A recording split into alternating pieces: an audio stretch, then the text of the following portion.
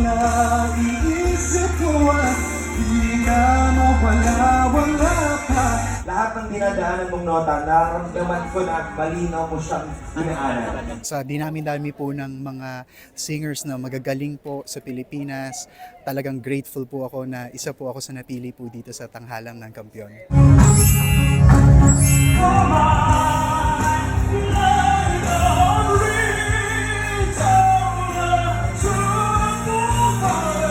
Gusto ko yung pag-slide mo nung natural to concept. Miss-slide mo. Medyo kabado. Hindi talaga may iwasan pero nag-enjoy ako so far.